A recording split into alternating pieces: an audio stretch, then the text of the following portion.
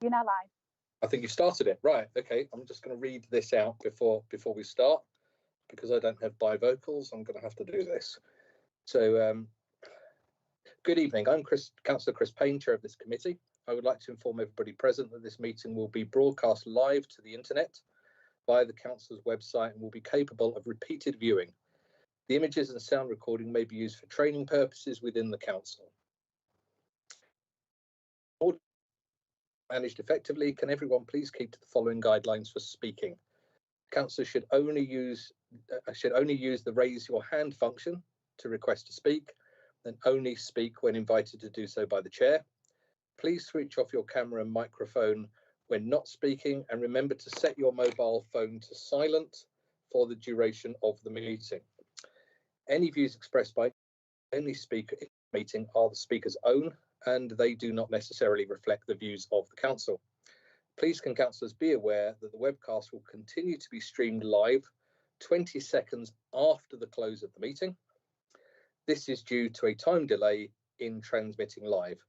I will now confirm the names of the other members of this committee: Councillor Bell, Councillor Clark, Councillor Collins, Councillor Cross, Councillor Elliott Starkey, Councillor Gruby, Councillor Rob McEwen, Councillor Quinn, Councillor Siddle, Councillor Taylor and Councillor Reddy. Apologies for absence so far. I've been informed that Councillor Siddle will be delayed. I think he was going down to London today. Do we have any other apologies for absence, Rachel? None that have been made aware of, Chair. Okay, do we have anybody here who I didn't read out their name? I think there might be a couple of guests, councillors. No, anyway, what I just read out applies to everybody. So we've got a fairly busy agenda tonight. There's quite a lot of content for those of you that have read through the content. So I will be looking for people to raise their hands. I'll try and keep the thing moving along. But I suspect there's going to be quite a lot of discussion on some of the subject matter here. So next item on the agenda is to receive any disclosures of interest on any matters before the committee tonight. So has anybody got any disclosable pecuniary interests? No. Okay. Or any other interests? No. Okay, that's fine. Moving on to item 3 then. Have there been any matters referred to the committee under the call-in procedure, Rachel? None, Chair. Okay, I haven't seen any emails to that effect either. So the next item on the agenda is to approve the minutes of the previous meeting. Hopefully you've all had time to read the minutes of the previous meeting. Anybody got any comments? Anybody want to raise anything that they believe is not accurate or that we've missed? No? Okay. So is there anybody who will move the minutes of the last meeting? Excuse me, Chair. Yes. I did send my apologies, but they don't. And I know I'm not a member of the committee, but as an exec member, and I wasn't so good that week, I'm afraid. I think that's a fair shout. I do remember that, Alan. So if we could change that, Rachel, that Alan had provided his apologies. Will do, Chair. Fabulous. Now, hang on a minute. Aha. So, do we have a mover for the minutes of the last meeting?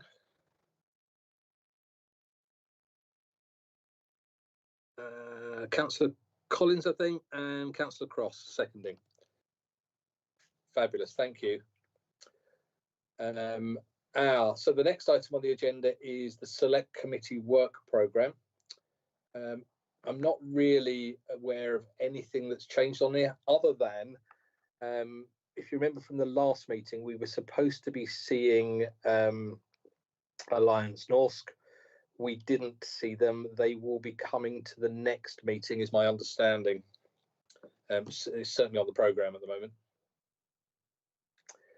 Has anybody got any comments on the programme?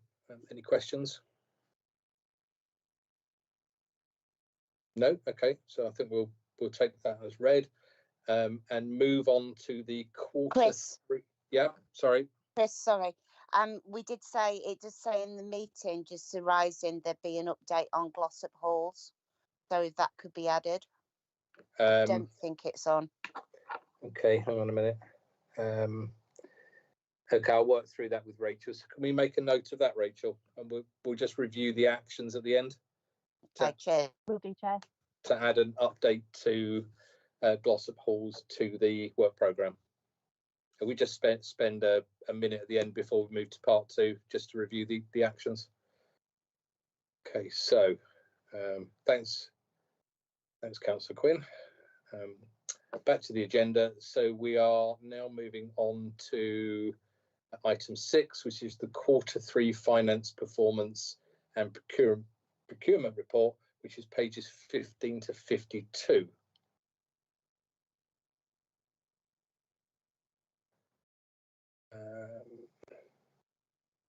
So I'm not sure who's giving us a quick overview on this. Is it you, Yeah, Mark? Or is it I will, Chair. It's but I'm conscious of the longevity of the meeting, so it's going to be a lot of it hasn't changed really since Q2, but except that obviously this the prospective outturn for the end of the year is looking better by almost 200,000 than it was in Q2. So that's good. So the projected outturn will be 387,000 if we don't do any more to it, but we are doing so. Hopefully it'll be significantly less than that as well. Right, housing revenue account.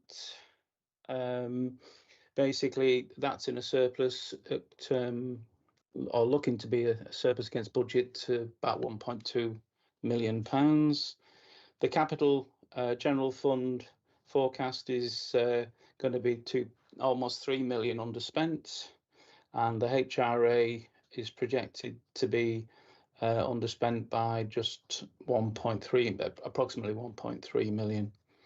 The council's net interest costs are forecast to be 71,520 under budget on the general fund, and 53,660 over budget on the HRA. As you can see, the revenue collections are both for council tax and business rates are both very similar to this time to December 23.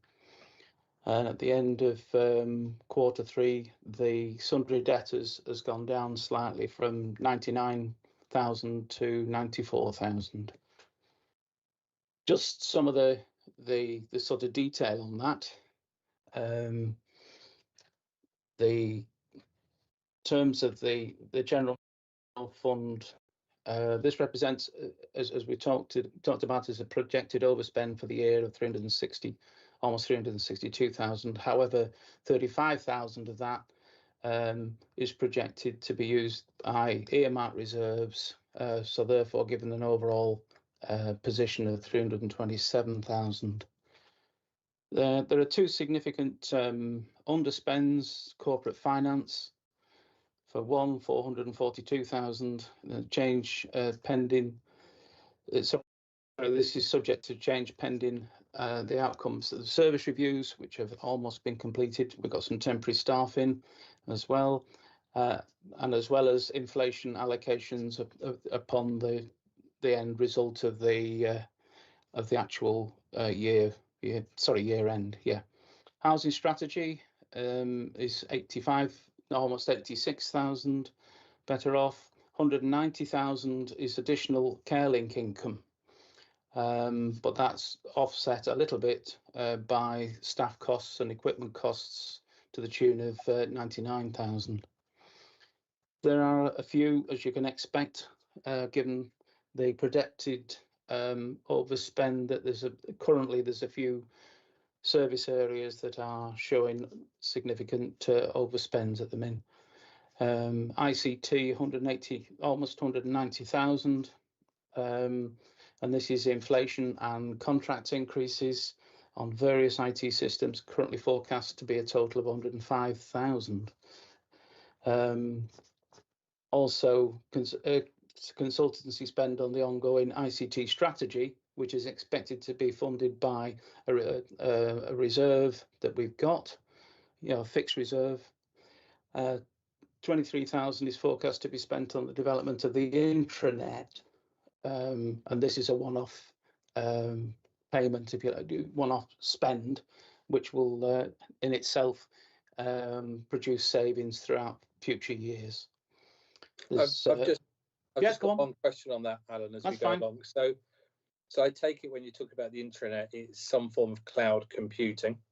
And is that linked to, I think there's a workshop tomorrow night, isn't there, on the strengths, weaknesses, opportunities and threats of the housing portal, if I remember correctly?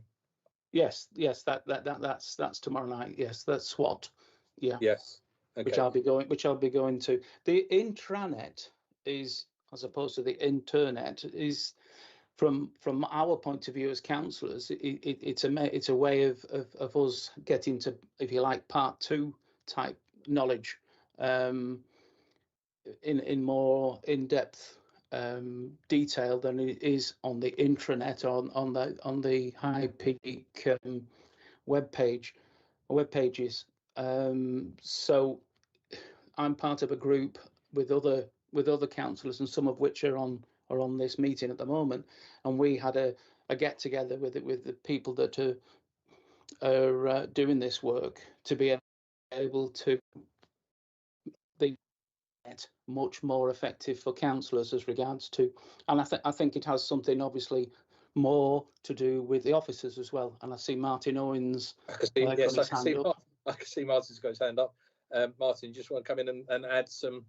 I'm making an assumption that at the moment we've got lots of things that are bolted together and linked to inflation clauses, is sort of what I read between the lines. Yeah. So a couple of things I just wanted to put my hand up about. One is that the question about moving to the cloud, and yes, Chris, it's a point of principle that all systems that we're refreshing, we're moving towards the cloud. We still have some server-based systems, and we want to move to a better system, more modern system whenever we implement anything new. Then in terms of the overarching message, I think we were, and I've said this a few times last year, we were a bit shielded from inflation, the worst of inflation in the middle of it, because we had a lot of contracts that were fixed price or for a particular period of time. But what we're seeing in this year's figures is a manifestation of the end of some of those contracts, some of the inflationary effects that we've shielded ourselves from before. So we are always looking at procuring ourselves into a better position. But of course, you enter the market at a low point, sign up your contract. Then when that contract ends, we find ourselves at a leap forward. And that's particular for this year. But of course, we still do careful procurement with what we can to get the best deals that we can. But yeah, it is a manifestation of a lot of inflationary factors on us. We're certainly not immune from it. But the intranet is something different to the internet, isn't it, Martin? Yeah. So I think we can see some blue sky ahead of us. Tanya, I think you want to come in and say something. Yes, well done, thank you, Tanya. Chair. Just for clarification, we are moving the to an Office 365 based SharePoint site. So although there's an initial investment in it to get everything set up and everybody trained and get it all rolled out, moving forward, there will be no additional intranet costs. So the costs are there in year one to get it established. But moving forward, it will come as part of the Office 365 suite without any additional cost. Yeah, so anything that changes just changes universally without any development costs. It does. What most people are doing. But I understood Martin's point that we had a really good deal. It's not so good anymore, but we know it's going to get better. Yeah? That's right. Okay, good. Thank you. Sorry, Alan, for intervening. No, it's all right. That's the biggest one on here, so it was the one that needed a little bit of digging around in. No, in fairness, as I say, that's the ICT, and as I said, inflation and contract increases. So anyway, right, where was I? Property services. 90,000 still shortfall on the Glossop Arcades income due to the ongoing projects that's there, and also there's Alliance North overspent on general repairs in this particular bit for about £40,000. However, the Springs car park is actually resulting in a bit of a windfall income of 80,000. So that slightly offsets the other two. Planning applications, well, we know that there's a shortfall on planning income because there's not a lot of planning applications coming in. So that's primarily where the 270,000, majority of the £270,000 is planning costs. We've lost a couple of planning appeals, and obviously we have to put solicitors and barristers in, and that's cost us 18,000 in terms of that, and some tree survey expenditure of 43,000 is expected, which also comes under the head of planning, or the heading, should I say, of planning. Has anybody got a little bit more detail on the trees? The growing. Was that a planned survey, or is it something that's happened because of the storms? My understanding is it was planned, and that then once you've done the survey, of course, we've got to implement the actions. But I see David Owen is on as well. Ah, David, yes, risk. Yeah, good evening, Chair. If I may just help with the limited knowledge I have on this, I think it's planning to look at the risk of ash dieback with some of the trees. I think that's why that's an additional issue for this and next year with respect. Thank you. Okay. I have got another question to ask you about, David, on trees in your section at the end, but we'll wait until then. Okay, sorry, Alan, move on. No, it's all right. Right, waste collection. AS is forecasting an overspend of 500, in excess of 500,000 on, as well as they've got a fleet overspend of 54,000. These pressures are described in more detail in the next section, but obviously it's not helped by the actual price of our recyclate. That currently, that's the majority of the money, but I'll talk about that in a bit. Right, horticulture. Again, AES Parks Open Spaces is forecast to be overspent a little bit in terms for, and this is described again a little bit further on. Net interest costs are forecast to be in surplus, so that's good. Business rate retention 2.8 in terms of section 2.8. We're talking about the pool savings will be 124,000. But the S31 grants, this is what the money that we get from the government when they say that business rates are free and this and that, the other, then the government repay us for those grants. Now, unfortunately, it seems the forecast is going to be 232,000 lower than forecast. Some of the issues that we've got that I've mentioned earlier, we've got earmark reserves for, which are in a different section. Right, dive over here. Right, so we're talking about AES. Some of the issues, I'm looking at section 4.4 now.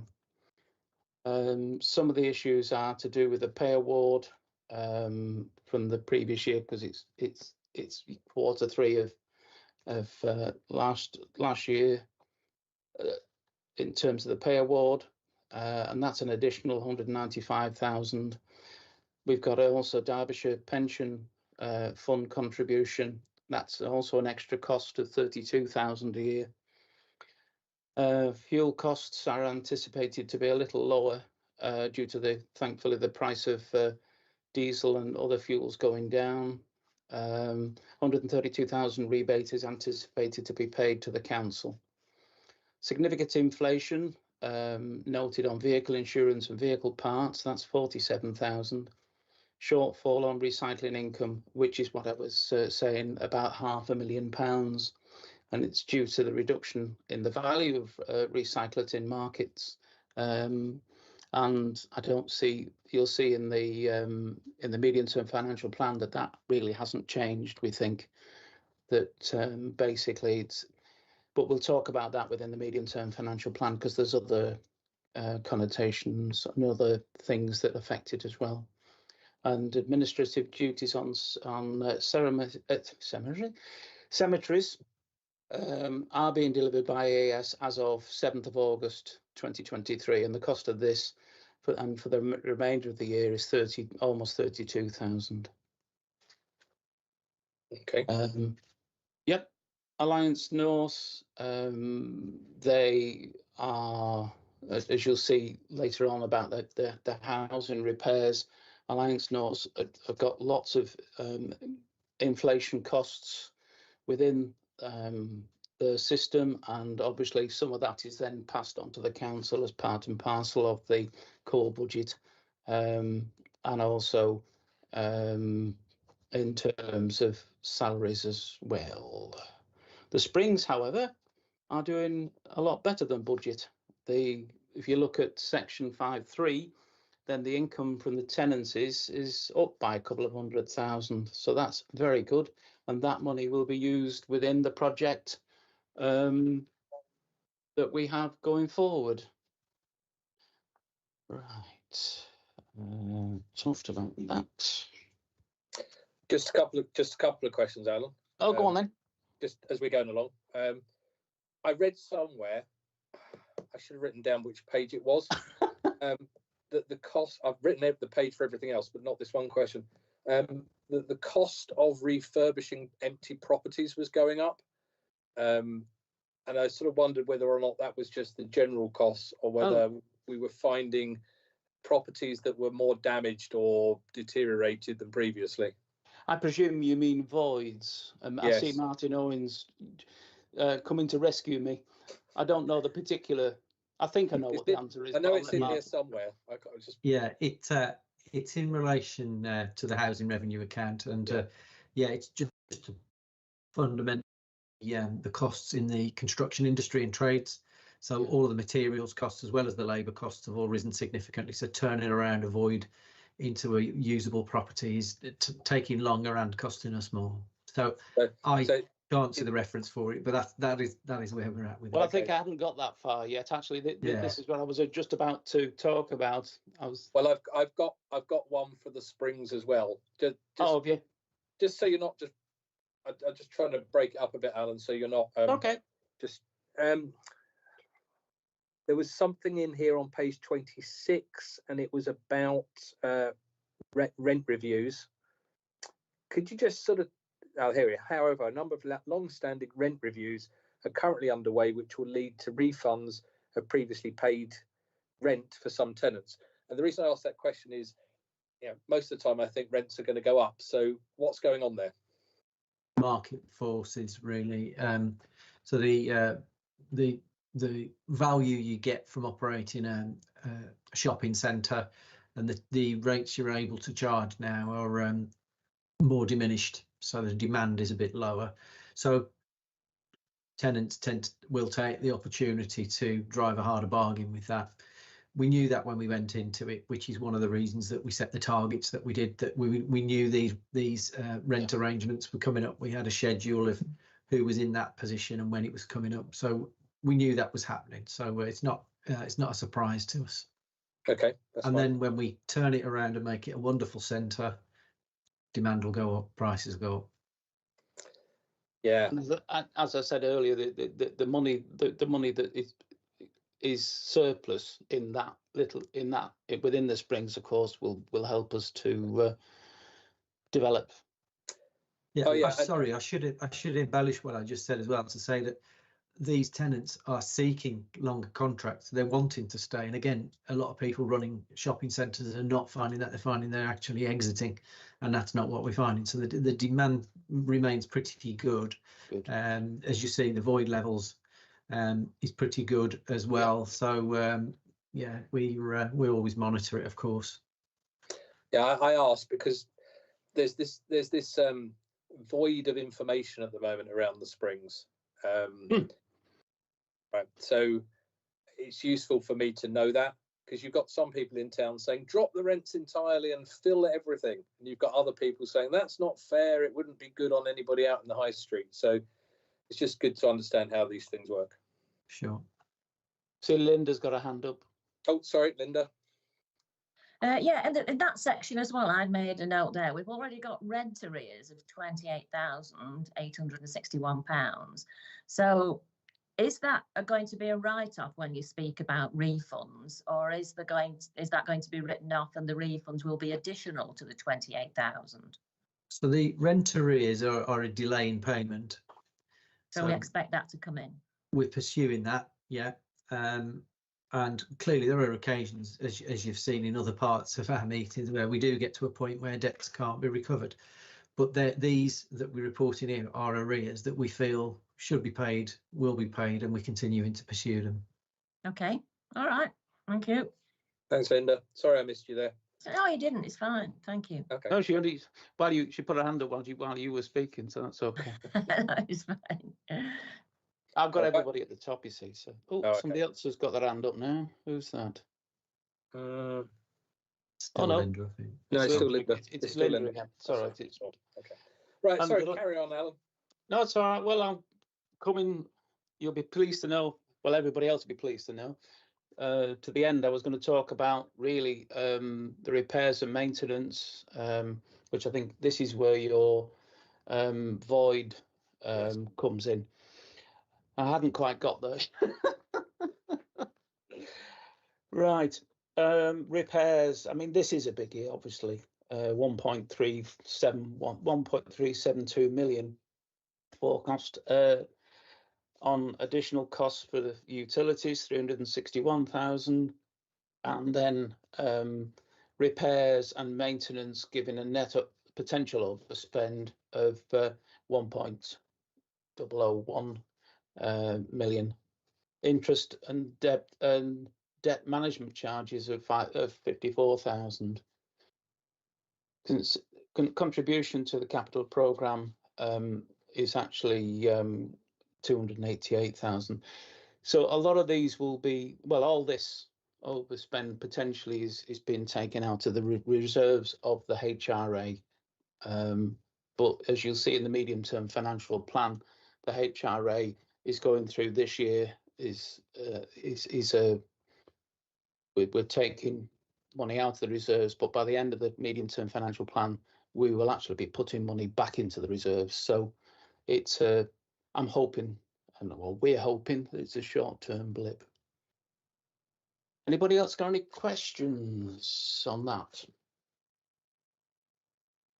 We've been asking them as we go along. I've got a couple. There are a couple. So Joanna first, and then Robert. So Joanna, you're on mute, Joanna. You're on mute, Joanna. I'm a bit worried about the underspends, because obviously I know we're having a report on Glossop Halls, but I think some of it might be to do with delays there, judging from previous years. And of course, costs go up all the time. So if underspends are sort of transferred to the next year, actually you're losing money. So that's one of the concerns that I don't know what the council can do about that, because I know there are problems with contractors and skilled tradespeople and so on. So that's one thing. The other thing is actually, Alliance North. I mean, I felt, and this sort of links with the fact that last time they were supposed to be speaking to councillors, they didn't come. There's a little bit less detail. In fact, in the financial table, there's definitely less detail than there is for AES. So why is that? Are we sure that Alliance North is really delivering if we know less about them?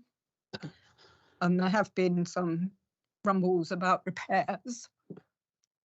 The third thing is actually refers right back to the beginning, where under sustainability it says, there's sustainability all the way through, and you pointed out where relevant, which is fair enough. But there was a question to full council last time about trying to break down how much is spent on climate change. And although I think perhaps the person who actually put that question wasn't quite clear how very difficult that would be if you went through every line, I wonder if that could be answered. And I spoke very briefly to Chris about this in terms of the accounts. So I'll let fund, Martin. Revenue, general fund, capital, and the same with the HRA. Okay, I'll so let Martin answer that. I'll bring Martin in first, and then I'll come back to you, Bob. Okay. Yeah, well, I know. Just to say, I know what Martin's about to say because I've been chunnering about it exactly the same thing. Thank you, Alan.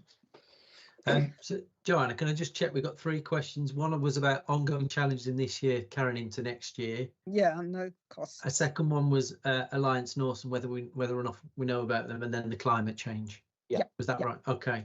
From the top then, in terms of any ongoing challenges in this year and their effect in next year's budget, we always look to what we've done and the variances that we've had and how they might influence us in the following year. Glossop Halls, of course, is a project that will have ongoing revenue, hopefully benefits for us, but also we know costs as well that we'll carry. So we know we've got a finite point where that project finishes, and then we've got the business as usual that we're trying to build in to the plans. The bigger one for us in terms of has something that's affecting us this year, how does it carry forward? That is this notion of the recycler income that we get and the real significant drop in the market for that's causing us real headaches. So Keith and the team predicting forward and carrying that forward, what we've got to judge is this a cyclical thing? Is it a trend? So we've had to take some judgments on that, but we'll always monitor and report back in terms of what that means. We have to do best judgments on forward forecasts of things, and Recyclip, the unit rate that we get for Recyclip isn't a mature market yet. We see real variances, so there's not really an established series of points for us to look at to say, is it a blip or is it a trend, a downward trend that we really need to account for? But we've been a bit more cautious as we look forward on the recycler. That's the one that's really wounding us at the moment. Yeah. And the third bit, sorry. The Glossop Halls, if I can interrupt, it just seems to have been rumbling on for a very long time. And, you know, as you say, it's a project which ought to come to an end at some point. Yeah. So, but you have said that, I mean, this meeting has said that there's going to be a report. So, yeah, hopefully that it will do as you say and bring in income. Yeah. Sorry. And then the final bit, climate change. You will be delighted to know that I reviewed a report this morning on our climate change spend. So we've got to do a bit more digging, because you're right to recognise it's not straightforward, because there are things that we spend that have a relationship with the climate, the environment, but don't have that on the heading or not ostensibly related to it. So I'm intended to bring forward a report on climate change at some point before we get to council, hopefully, but there's still some work to do for the team. But yeah, I was glad. Good timing they got that for me this morning. Good, thank you. Before I bring Bob in, Joanna, just for a little bit of information, if we look back a year ago, copper prices were $10,000 a tonne, and they're currently $8,300 a tonne. It's only because I know something about copper recycling, and it's completely linked to how much building is going on in the world. So as you go into a recession, or you go to the edge of a recession, and China's sort of there now, copper just drops through the floor. Good news is people stop stealing it, so the trains will run. Yeah. Don't hold your breath. Bob, I'll bring you in. Yeah, thank you, Chair. It's just a concern I have. It's pictures there's nobody here from North. Most of us over the last few months will have had lots of, where you've got council housing in your ward, lots of complaints about fencing. I get them quite frequently. Now, it just depends when the resident rings up the tenant. Some get told they're not doing it, full stop, end the story, and they paid, pensioners paying out to have fencing fixed.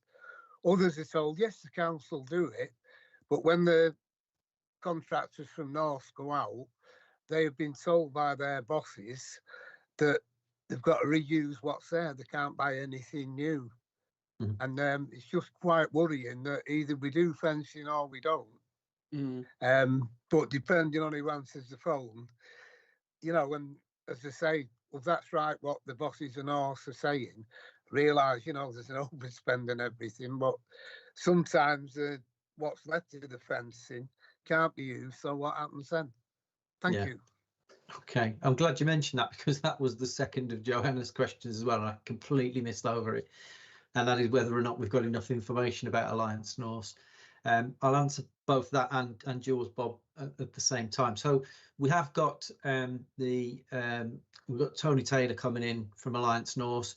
He's got a presentation on what the numbers are for Alliance North, the things that are driving all of the values that are in there. Keith and the finance team liaise with the Alliance North finance team to produce these numbers.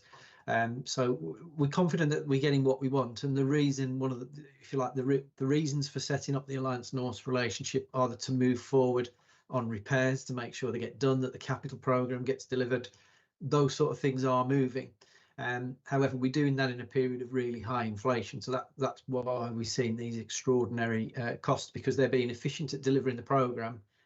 But of course, it costed us more every time we turn up to get something done. So Tony Taylor, when he comes, will do that. He was due to come last time. He's due to come forward at a future meeting. Then you asked about fencing repairs. The tenancy agreement is the tenant is responsible for fencing repairs.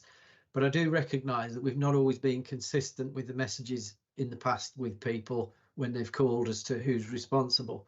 So I'll go back and just make sure that there is clarity in our team, in the call centre, in Alliance North and in Alliance North's call centre as to what those responsibilities are.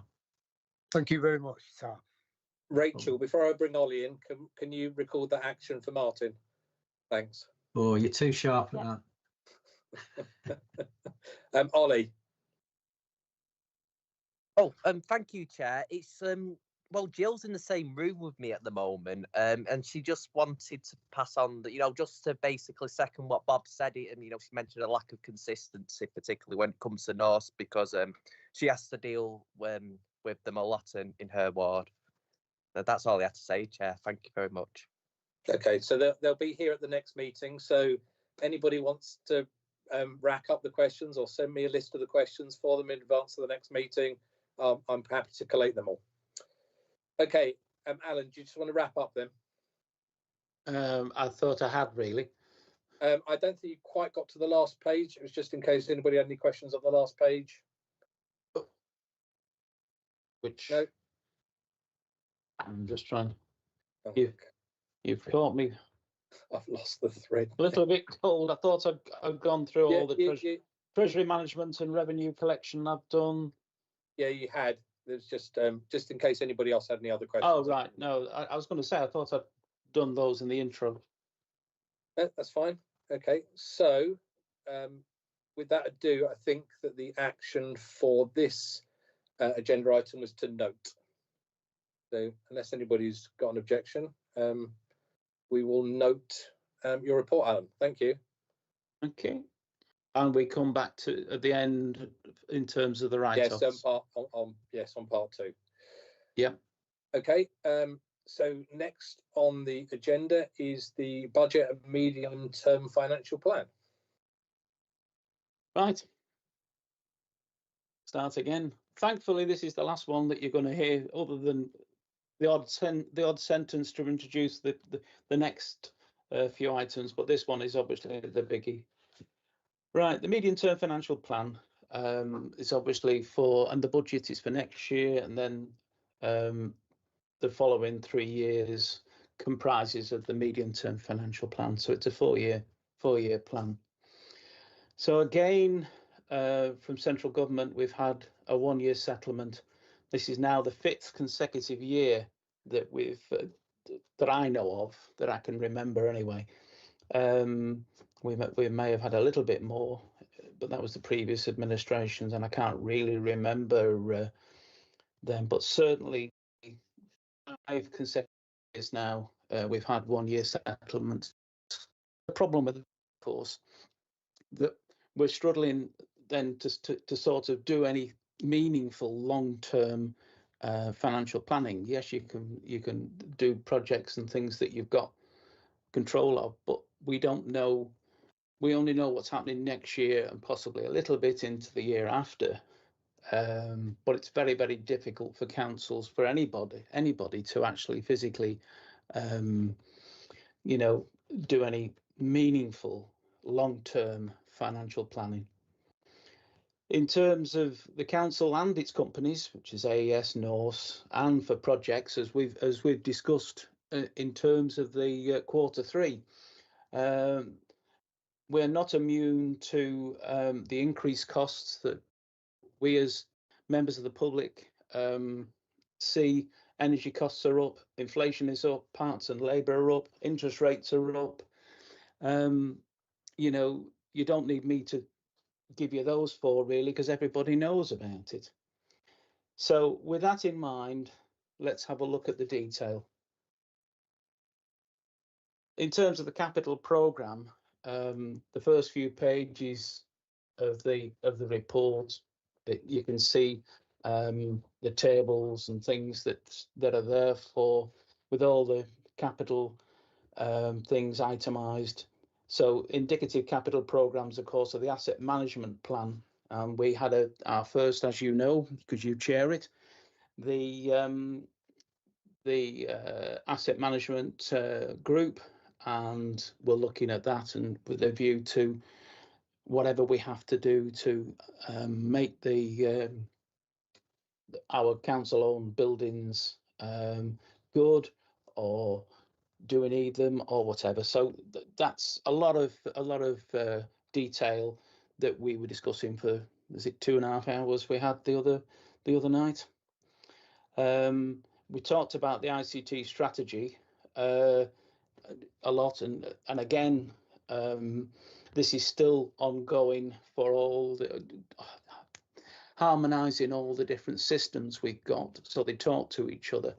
And we'd set up over the last couple of years an earmark reserve of £750,000 for to do with the ICT strategy. So that's something we've known and thought about, and indeed the chief executive and other officers are looking very much towards that, and I know Tanya is heavily involved in that because that's her department.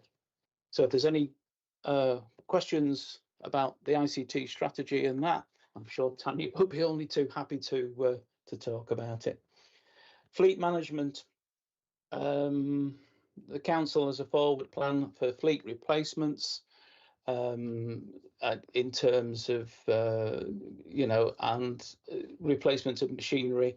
Current assumptions are that new vehicles will be funded via direct capital purchase, and obviously before Joanna asks, yes, we are taking into consideration climate change and other things where we can, and trials of different forms of vehicles, as we all know, have been going on, which is great.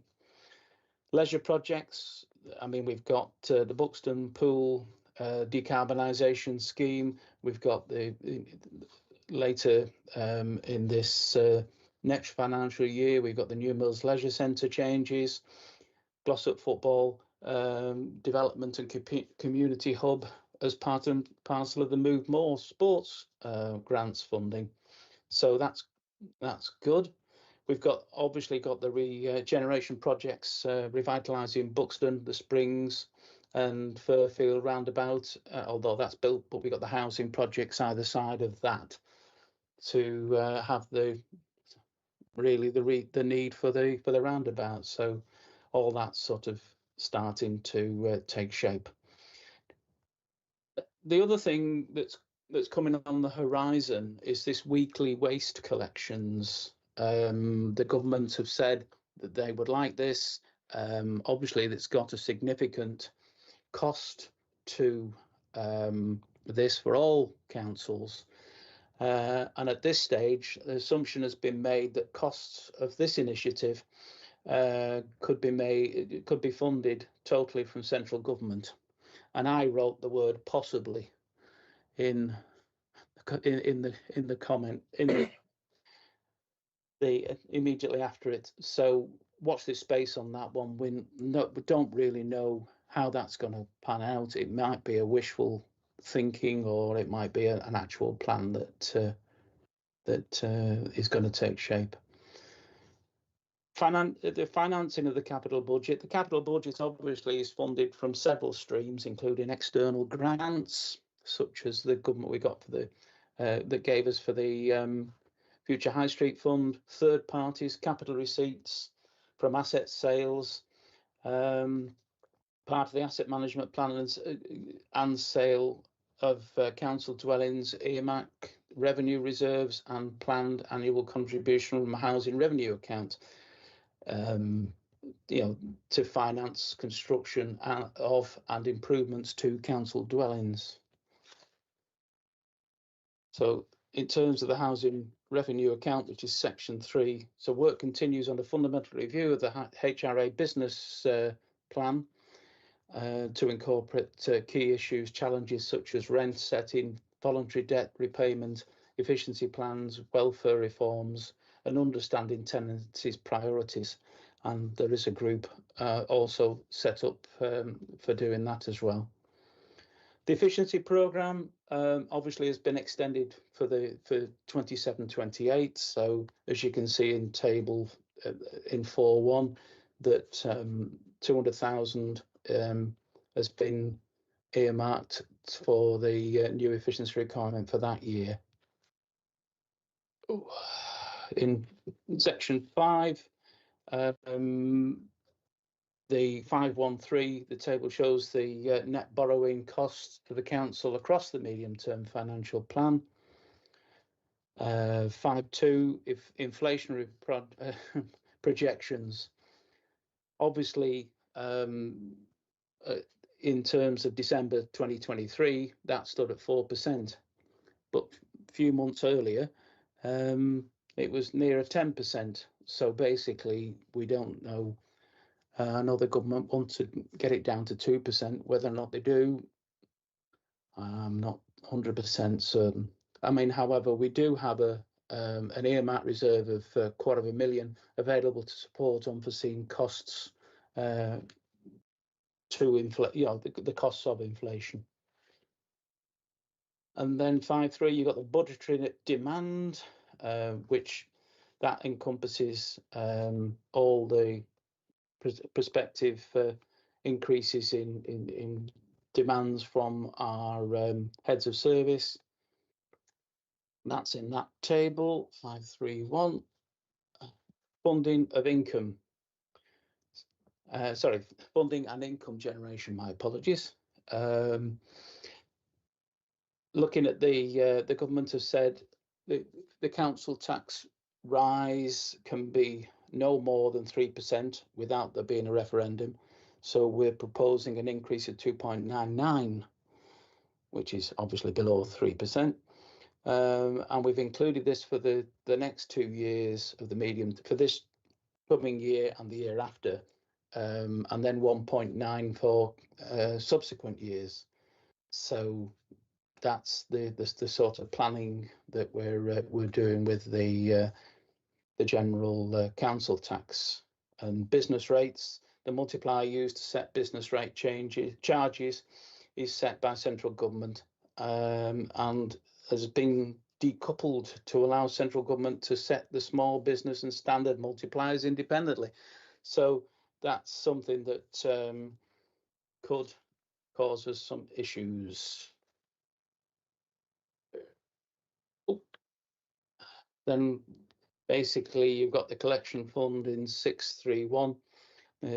Obviously we collect money for in terms of council tax and business rates for all the other the county council, police and fire, and that costs us has cost us money as well. Income from government grants can be seen in section 641. Earlier this year, in January, on the 24th, the government announced an extra 600 million local government support. Obviously, 500,000 of that is for care and education, and now we don't deal with any of those. So from a district point of view, there's potentially a pot of 100,000 that we've had some sort of notification that there's going to be a payment, but no details are available. As you can see in 6.4.3, says no details are available as to how much funding will be allocated. And for the purposes of the medium-term financial plan, this is additional funding and will serve to underwrite some of the risks attached to the assumptions contained within the plan. So that was announced last week, that a fortnight ago, has not yet been put into this plan. General fees and charges, obviously, we're trying to cover our costs in terms of services that we give, that we expect people to pay for, and that's planning and cemetery, some cemetery things, and obviously environmental health and all sorts of other charges. And there's a list in one of the appendices, I think it's Appendix C, that gives all the changes that that heads of service and others have put through, and we think that, or I think that's a good idea. So hence the reason why we're supporting it, and it will help as an income generator to the council, and therefore endeavour to keep council tax as low as possible. You're talking about the section just at the end, aren't you, with the big tables in it? Yeah. Well, yes, that's right. The Appendix C has got all orange and green, and so yeah, that has its own appendices. 6.6 is housing revenue account rent changes. Rent charges. The formula is CPI plus 1%, and it's at September 2023 it was 6.7, so add 1%, it's 7.7, and we have decided that given we want to do work within our housing stock, that is what we're recommending, that we will increase the rents by 7.7%. That will enable us to do better repairs, better capital, or more capital works, and also some retrofitting of insulation and stuff if we can get it. So an increase, 2.5% is included for subsequent years, and that's just, again, this forward planning thing that, so it's 7.7% next year, next financial year, and then 2.5% for subsequent years. And an increase of 5% is included on other charges, including garages and service charges. Section 7 is about risks, contingencies and use of reserves. Well, I've been talking about, we have earmarked reserves for this and earmarked reserves for that. And obviously, as these projects come forward, then the earmarked reserves can be used for that particular purpose for which they were set aside. I think there's a section on use of reserves, and then loads of tables in terms of. I don't think there's anything else I want to say. That, I mean, that's the. So just quick run through. So just so that people know, there's a procurement plan in the appendix as well, isn't there? And the what? There's a procurement plan. Yes. Forward plan, as well as the capital forward plan. Capital strategy, yes. Yes. So which I've got one question to ask about that, Alan. I want, you know, when we were having the subcommittee meeting about the assets, and I asked whether or not Derbyshire County Council were open to a discussion about, from a Buxton context, there might be other opportunities elsewhere in the borough. There are about Kent's Bank, and I just wonder whether or not we should open that dialogue to say, look, do you want to talk about it? Is there an opportunity for us to collaboratively work together to potentially have buildings that serve both organisations? I know we already sort of have one of those in Glossop, but you know, I walked past Kent's Bank the other day and I just looked at it and thought, it's a building that must be sucking money out of DCC. Hardly anybody really knows where the library is anyway, because it's stuck in the back end of town. I mean, I guess you do if you live in Coat Heath, so it's, you know, it's a... Well, I didn't know what Kent's Bank was, but now she said the library, now I do. Yes, but there's there's a whole load of other things there, like social services and you know, I think if you want to go and report a death, you have to go there, and there's all these other sort of services. I just wonder whether somewhere in our medium-term plan we should also be looking outwards a bit and just seeing if there's a conversation to be had. Well, I'm looking to Martin to come in and help me on this one, because I know he's been involved with, or he and other officers have in fact been involved with DCC. But I'll now hand it over, and I see Anthony McEwen's just put his hand up as well. Yeah, so I was just looking at what Kent's Bank was, because I wasn't familiar with that either. So I had a clue. Yeah, just had a look at that. Yeah, we're always open to work out with partners, many partners, not just the county council, what works best across the whole piece. And so I think the asset management plan really is for us to open up the opportunity to have that discussion with Derbyshire County Council, whether working with them together is best, whether consolidation on anything in particular in areas where we have mutual interest will work out for us. So I've got to say, I wouldn't rule any of that out at all. I think if there's an opportunity for us to deliver more efficiently, more effectively together, then I think we'll grab it. Okay, Anthony. Thanks, Chair. I mean, to a certain extent, we're going sort of back round the circle in a way, because for a good few years the registrars used to be in the town hall anyway, and it's the last sort of change or contraction of stuff that the county had. They sort of took it back to Kent's Bank and the associated properties. But we have got Matthew, our head of assets.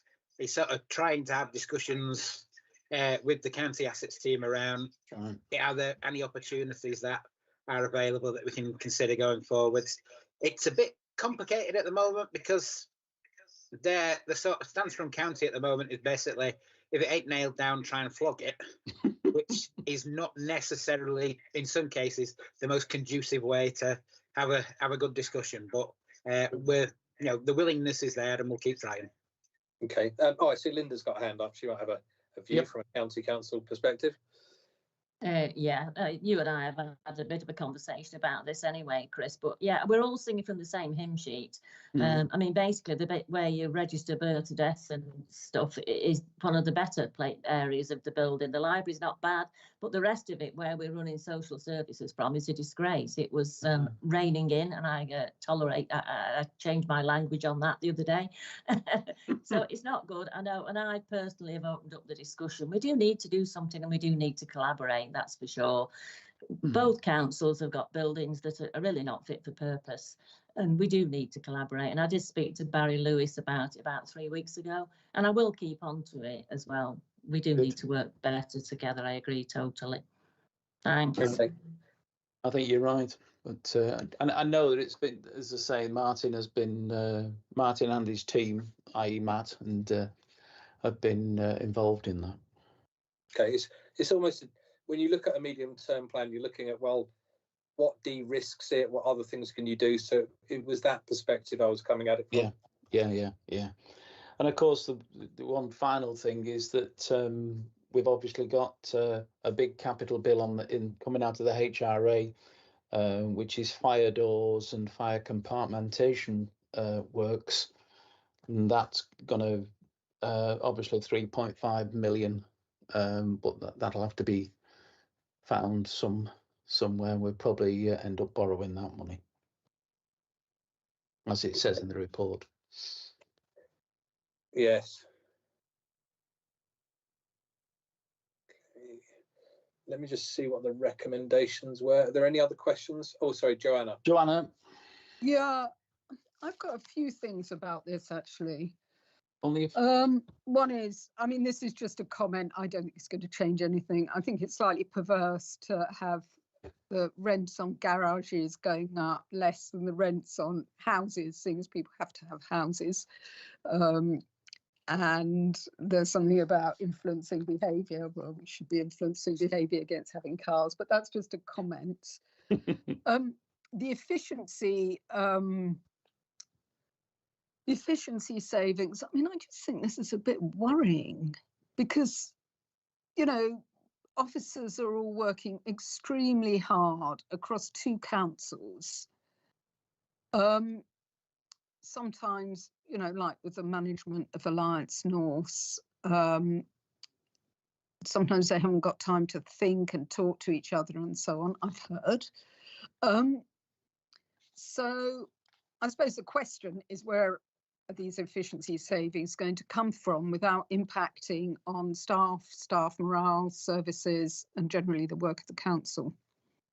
Well, they won't be coming. We're not getting rid of anybody. In fact, if you look at the paper and whatever, we're taking loads of people on, apprentices, graduates.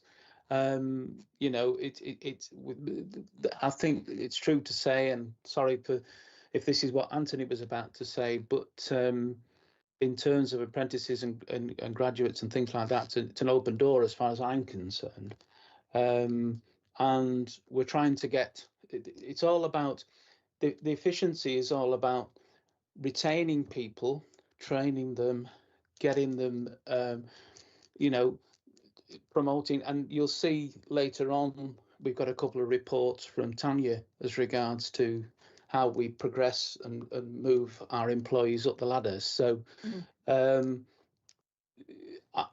I've been stressing, and I've been talking to officers and making sure that they stress as well when we're talking about efficiency drive. This is in no way talking about getting rid of anybody, redundancies, anything like that. Definitely not. Yeah. And I'm sure Martin was fed up of hearing me say exactly that. Yeah. So where are they coming from, these efficiency savings? I'm sorry to go on about it, but no, it's all right. It's always, you know, it just makes. Well, I guess, Joanna, before I bring Martin in, I mean, one of the ones in here that's about assets is if you take a walk around the town hall at the moment, you could probably condense everything in there onto one floor. Yeah. Which is why I was sort of asking about, you know, can you do something with someone else? Can you bring the registrars back? Can you rent it? Yeah, I think there's a lot of opportunities there, but some of them have risks with them, because you're quite right. You know, nobody might want to do that, and then you've got to find other things to do, I guess. Martin. Yeah. So I'm glad you mentioned the assets program, because of course the assets program, we've got really inefficient assets from a financial and an environmental perspective. You don't have to look far on our asset base to see that, and number one on the list is the town hall itself. So in terms of cost savings, it costs us a fortune to heat that inefficiently to temperatures beyond which we want many times, and not at which we would want other times. So it really is not really fit for purpose for what we want from, as I say, financially and environmentally. If I just take a few other aspects of the efficiency program without articulating it all again. So assets, Chris has mentioned, I've just added a bit there. You've got project management. Now, we do a lot of our own project management for things where we win funding. So what we want as a point of principle is that we want paying for doing the project management where we win some money, and where we have to go and bring that in. So our efficiency program isn't about cutting costs, it's also about making sure we get income. So a number of the things that you've heard Alan mention on the medium-term financial plan, they bring us extra income. So the whole thing in terms of the efficiency is more money as well as saving cost. And then you look at another big chunk of what we've got in the efficiency programme. For example, in our environmental services, it's about operating in a more commercial way and looking where we've got challenges coming up, for example, changes to food waste collection coming up, but whilst they come with a challenge for us, they might come with an opportunity as well and an ability to sell that service elsewhere. So again, one way we look at how we might get our income. So there's a real range of things across the efficiency programme that aren't just about saving money, they're also about yielding the right income for us across the piece. So hopefully that gives you a bit more comfort with that. Right, thank you. Thanks, Joanna. Sorry, I've got another question. Go on. The other thing is I suppose I've sort of slightly been preempted because you just said at the beginning that you're going to send us some sort of climate change report. But I do wonder about the enormous contingency reserve in the HRA account. I would say that you mean the level of reserve in the housing revenue account? Yeah. Generally, and over, yeah. Over 4 years, it's about less than a fifth is going to be used.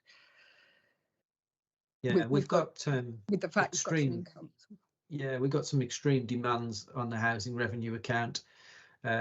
Rightly so, in some respects. We want better standards. The standards that are expected, decent homes, things around damp and mould, making sure that the properties are fit for purpose and the people living in them have got the right property. It's the right expectation. Some of those standards I mentioned earlier. I can't remember whether it was in this meeting or one I had before about that many, but Alan mentioned it anyway, the fire doors. So when we put the fire doors in, they were to the right standard, but the standard's gone above where the fire door is now. And we often see that standards are moving upwards, and we've got to make sure that we're in a position to get to the right level that we want. So we need to make sure that we got the reserves to give us some contingency for, as I say, a rainy day, but also to be able to constantly invest in the quality and, where we can, the quantity of our housing, to make sure that we can provide what's needed. And when I say quality, I'm also talking in terms of how they're insulated, how they're heated, and making sure that people have agency where they need to in terms of helping themselves with their heating bills, use of utilities, etc. But in the plan, sorry to go on about this, but in the plan, it doesn't use a very large proportion of those contingency reserves. And indeed, in the last couple of, as I think Alan mentioned, in the last couple of years, you're putting money back into the reserves, which I suppose is a good thing in a way. But do they need to be so large if you don't need them, which you clearly don't because you're not spending them? I would suggest that financially, the level of reserves that we've got on the housing revenue accounts are only at the level that give us some degree of comfort. You always want to be having some reserves. Because what would happen if we had a situation where some housing standard were brought in and it was going to cost us £15 million to implement it, and we had no reserves to do it? Well, yeah, that would be a problem. So that's why we need those reserves, is to make sure that we can keep investing in the properties, to make sure, and for the 2, if not 3 years of this medium-term financial plan, we are using reserves to achieve that. So it is the case that the level of reserve is diminishing over that period. It's only at the end of the programme that it starts being replenished. But if we carried on diminishing the reserves, we would end up with a position where we could not invest in the housing, and it would only ever get worse. So we've got to make sure we balance out the needs and demands with the financial situation of the revenue account. Thank you. It does actually, I was going to say, it does actually say in the talking about the HRA business plan, which of course is the business plan for. And I did read a few things out on that. One of them is whether or not debt repayment and all the rest of it, and we buy houses back because, as you know, right to buy, we only get 30%. We're only allowed to keep 30%. The rest of it goes to government. But when houses come back on the market that are ex council houses, we do, if the business case is correct, we then do buy them back, and that's also used from the HRA reserves. And I think it's 10 or 12 we've bought back in the last few years. And I know it's something Fiona and I are very, very passionate about. We haven't got the expertise to build houses, but we can buy them back and put them back under the council umbrella. And I think that's the right way of doing it. But again, the business case has to be correct for us to be able to do that. Okay, last one on this, Rachel. Okay, yeah, I'm trying to get my thoughts organised because loads of things kept coming to my mind as I was listening. So in terms of looking at ways of generating revenue and thinking about Springs, the centre, it is proving to be a financial asset.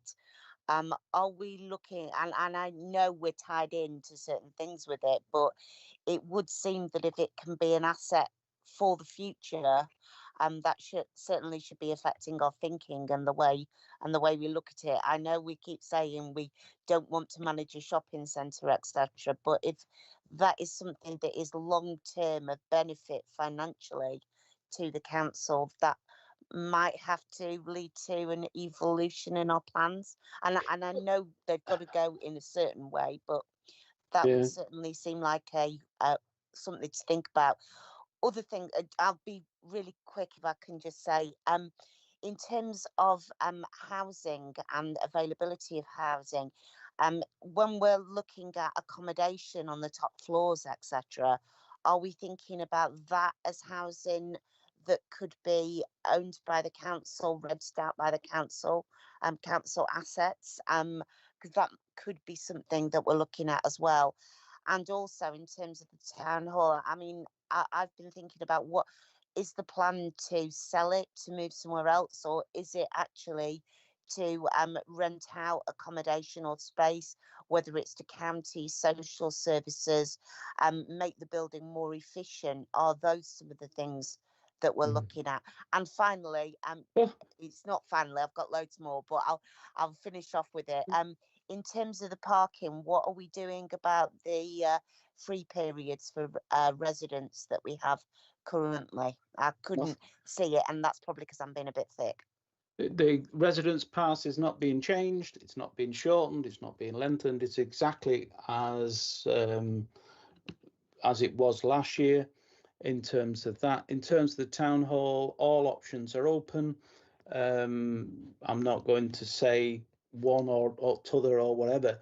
All options are open. In terms of the Springs, your comment about, I know in the initial report it was looking at selling it in 5 years' time, and I've always said that this is a long-term financial strategy. It might take us 5 years to redevelop it, and I see Anthony's come on. It might take longer. Now, we will make, or future councils will make the decision, but I, for the moment, cannot see us wanting to sell this in any way, shape or form for the foreseeable future. And I'll say that openly on in a meeting, because I, like you, think it's a good idea. It might always not be the case, but at this moment in time, and certainly for the redevelopment of the area, I think we should be keeping hold of it. And who knows, we might keep hold of it long past I've gone. So there you go. Anthony. Thanks, Chair. No, I'd agree with that, just particularly in terms of the Springs. You know, we've got a range of options that we're going to be looking through as we're going through the market process. Yeah. Potentially some of those options could see other folk wanting to work with us, take over some parts of, or not take over any parts of. Yeah, so we've got a sort of a complete range of options, but at the moment in particular, it's bringing an income into the council, so we'd have to be getting shut of it unless we need to. Okay, so before I move on, Alan, can I just check that the recommendation on this report is actually the exec sending this to full council? That's right. So there's nothing to agree here, it's just scrutiny. No, the budget setting is a functionality of full council. It has to go to full council. Then a named vote will take place, and on the result of that named vote will determine where will lie. I think that's right, isn't it, Anthony? That's all. Chair, although I'm sure Alan would be happy should the committee choose to recommend the budget to the executive, but that's entirely in your gift. I think it was just a note. I think it was just a note. I think we'll leave it for the exec to send to the council as a recommendation. So can we move on in the agenda? The next item on the agenda is the council tax, second home and empty property premium. Are you talking to that again, Alan? No, you'll be very, very pleased to know that it's somebody else's. It's the delightful Joanne Wielden who's going. It's her report. If you remember, just a little bit of one sentence thing.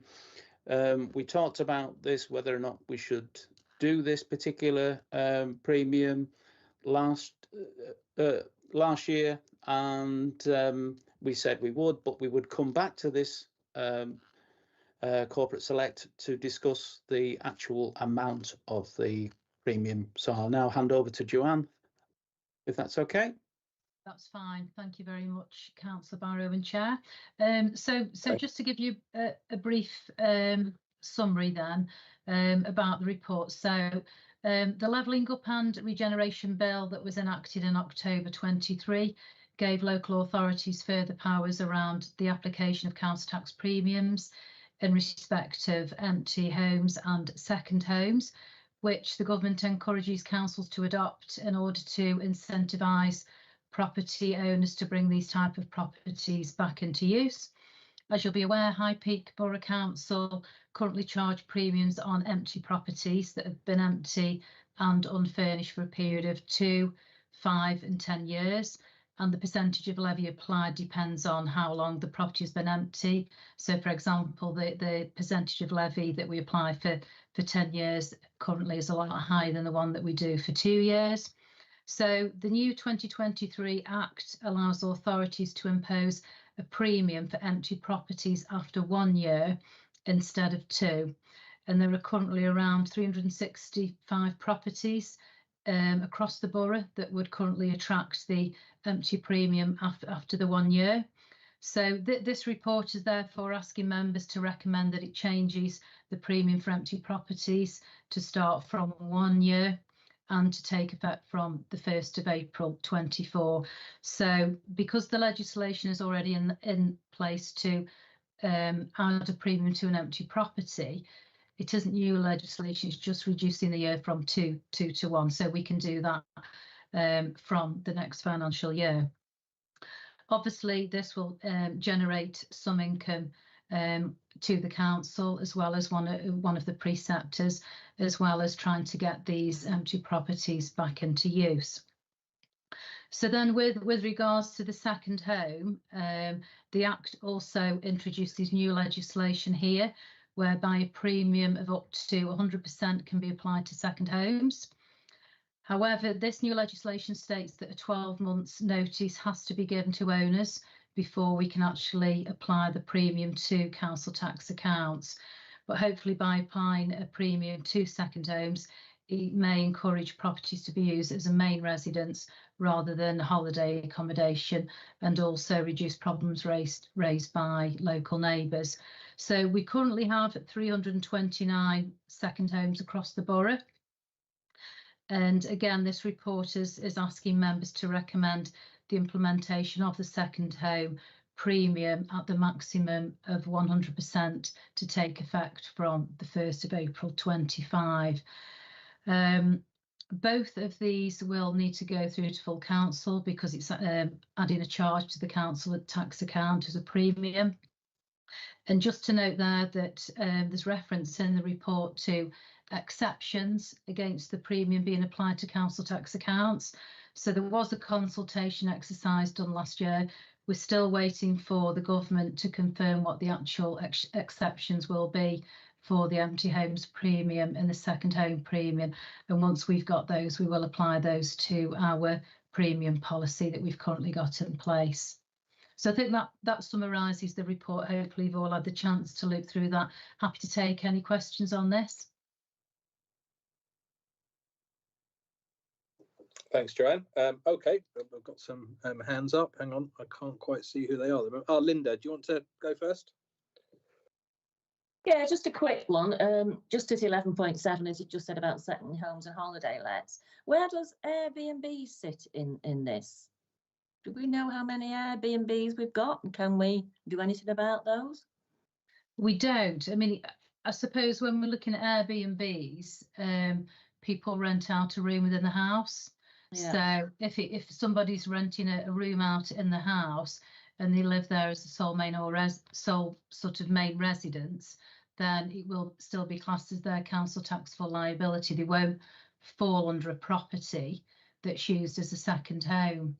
Okay. So unless they used it for the whole property as an Airbnb, if that's the case, then the chances are it would be rated under the business rates valuation list. I mean, I know it's nothing we can change, but we're kind of missing a trick there, really, in some ways, aren't we?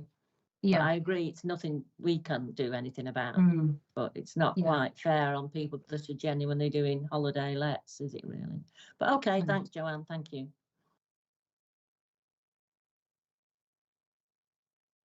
You're on mute, Chris.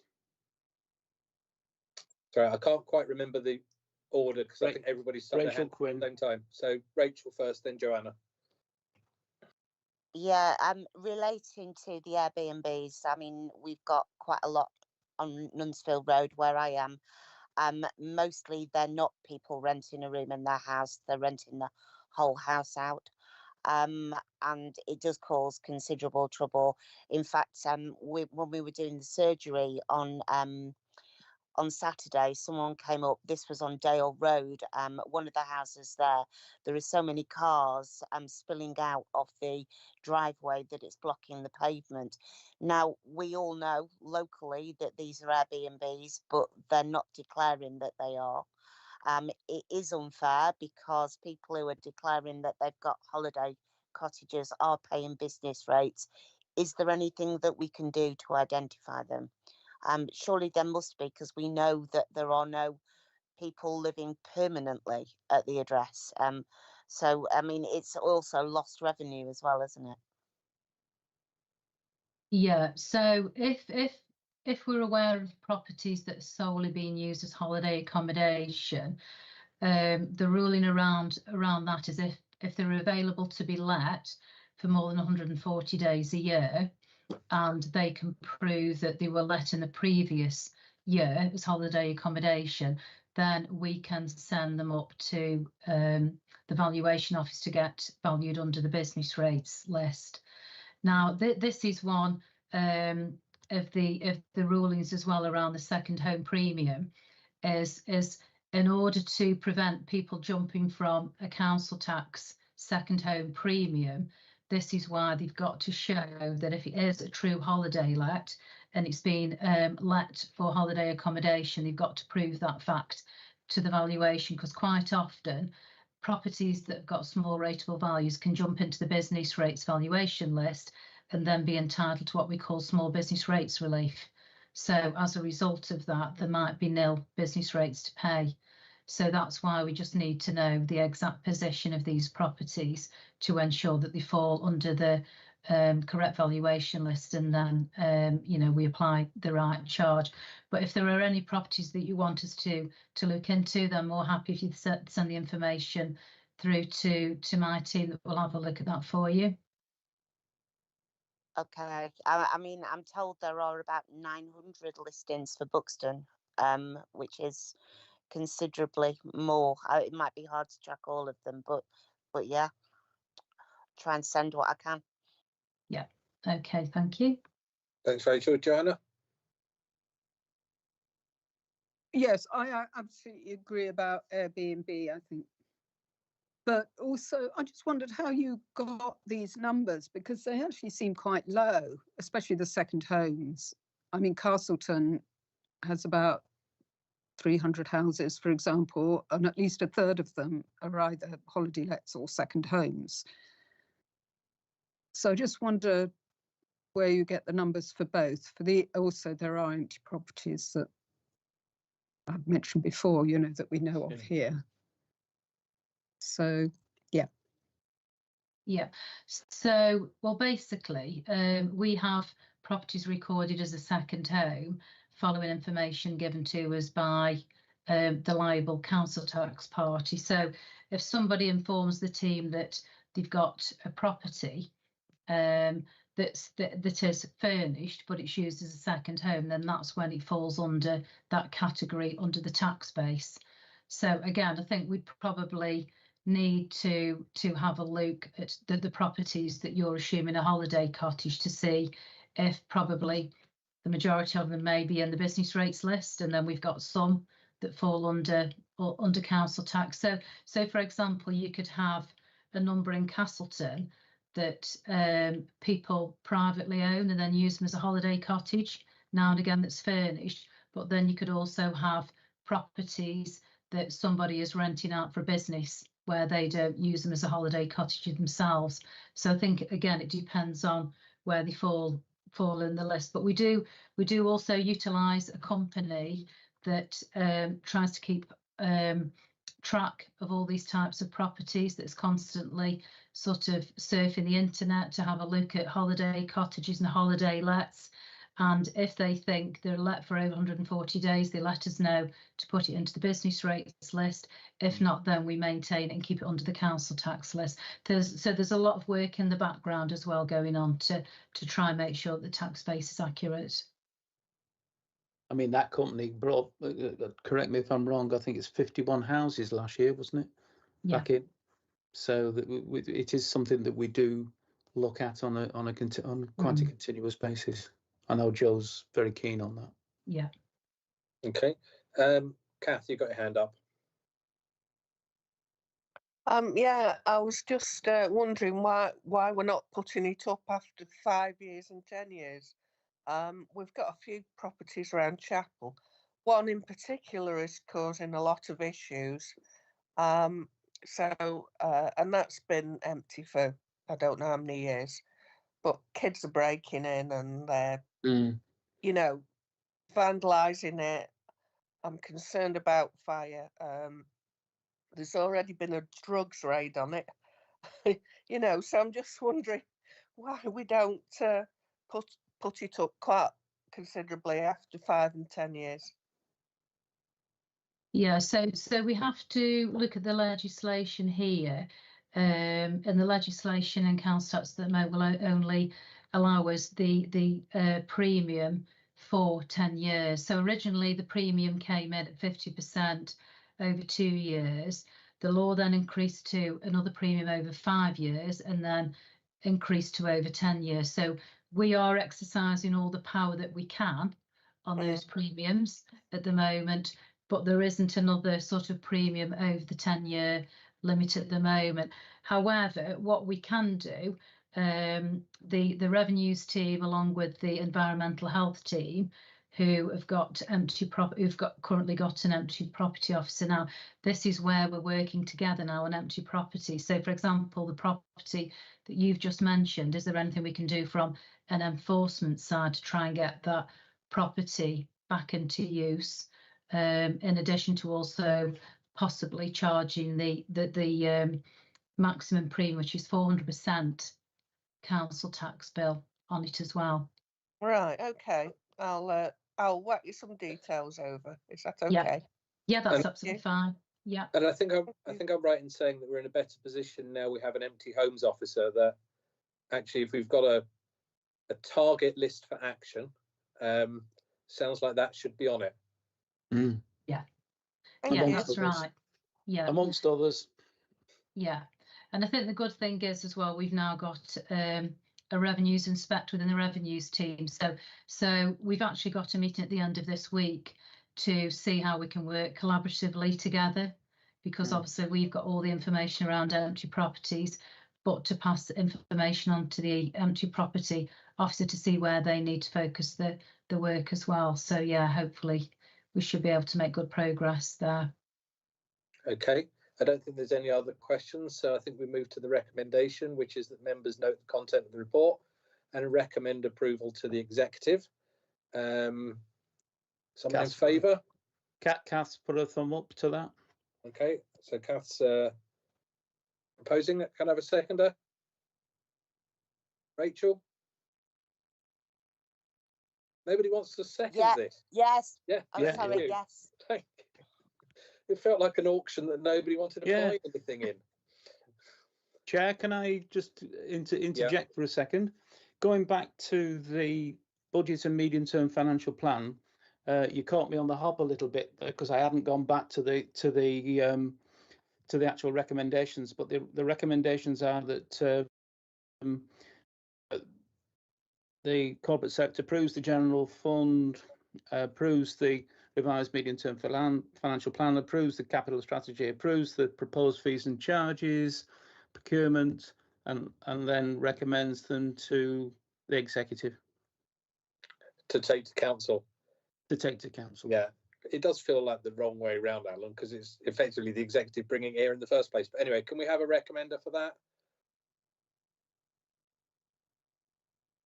See, it's an auction nobody wants to buy it. Thanks, Rachel Quinn. Seconder. And somebody else, Ed Siddall. Ed, thank you very much, Ed. Sorry about that, but I had to go right the way back to the. It's okay. It's okay. Okay, moving on then. Workforce development. Come in, please, just for a moment. Yes. Chair, just on the last report. Sorry, Councillor Simon isn't actually a member of the committee, so it needs someone else. Okay. Someone else then to propose, please. Thanks, Joanne. Thank you. Thanks. Okay, moving on then. Workforce development. That's Tanya. I'll leave that one. The next two to Tanya, I think. Okay. Thanks, Tanya. Thanks, Alan.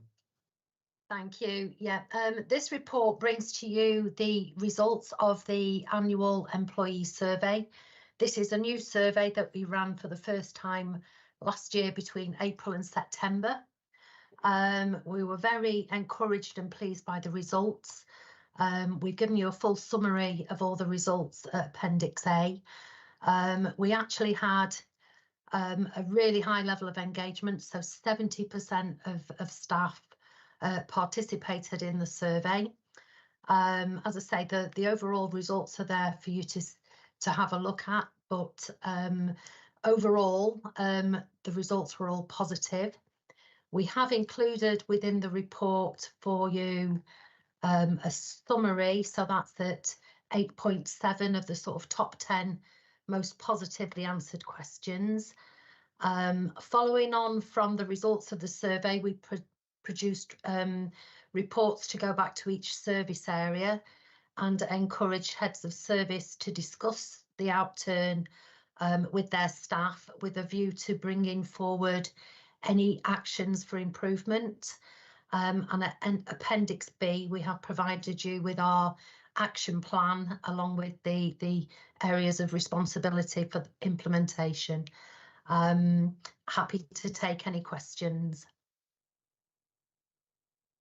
Okay. Oh, there's a couple of people with their hands up. So Linda first. Yeah, just a couple of things. Firstly, to compliment you really on the fact that we've got 108 employees that have been with us for more than 15 years. That's an excellent status for you and for all of us really, because continuity and all the rest of it, and job satisfaction for them clearly. Just one question on page 89 with harassment and bullying from members of the public. What do we do to support our staff, and does that refer mostly to admin staff or staff out in the field, or how do we help them?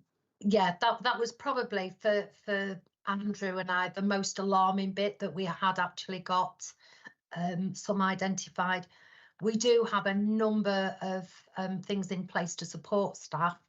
We now record all calls, so any calls that come into the contact centre are recorded, and we encourage, and one of the things we did after the survey was remind staff that, you know, if they don't have to put up with being bullied or harassed, and they are to report it. So we reminded them of the means of doing that. We also have sort of support networks. So we've got mental health first aiders in place that staff can talk to. And obviously they can go to the line managers and to HR. So it was one of the areas that, you know, we don't want anybody to feel harassed or bullied at work. And it's an area that we've sort of targeted since we got the results of the survey. Okay, that's fine then. Thank you very much. Ed? Do we have like a staff reward scheme or anything like that that's offered to the staff? Because I know we isn't a council just introducing one now, which is through Eden Red, where you can get like a car scheme from salary sacrifice and other things like that. So I think if we don't, it'd be worth looking at, and if we do, that's great. Yeah, what we've just pulled together, and it's currently with Andrew, is we've produced a staff benefits brochure to identify all the various benefits that staff do get. We're looking at a couple of schemes that we can subscribe to, or the staff can subscribe to. We've just got approval for the employee sacrifice, salary sacrifice scheme for electric vehicles. So there's lots of things, but what we've done is we've pulled a brochure together that we're just waiting for approval. And again, it's to promote all the various different things that staff can get. So it's an area we are, you know, we're keen to promote. And also the long service awards that we've just been talking to the unions about. And... We have, we've just got approved through the union. We've harmonised our long service awards with Staffordshire Moorlands, because theirs were more favourable than High Peaks, and that went through. The union were very pleased to approve that, basically. And again, it's that investing in staff and encouraging them to stay. I mean, as I say, that the fact that we have a lot of staff that have been here for a long time speaks volumes, to be honest, because, you know, they're our biggest assets. So keeping them happy in the workforce is a key sort of priority for us. Okay. How long was that long service lady? Is it 42 years or 44 years? Yeah, we've actually got a member of staff retiring on Thursday who's done 44 years. Excellent. Joanne, you had your hand up for a while. Yeah, thanks, Chair. I wondered whether we collect any information on whether members of staff have caring responsibilities. I assume if someone does, their line manager will be aware of it. But I wondered whether we formally collect that information and whether we've got a policy on how best to support members of staff who might be in that position. We do have a policy that covers time off for dependents and any caring responsibilities. We are looking, one of the actions that we've put forward is we're doing a full review of all our policies and procedures to make sure they're all up to date, they're all current, they all reflect the changing world that we live in. So that's one of the things, but we do have a policy for time off for caring and for dependents. Great, thank you.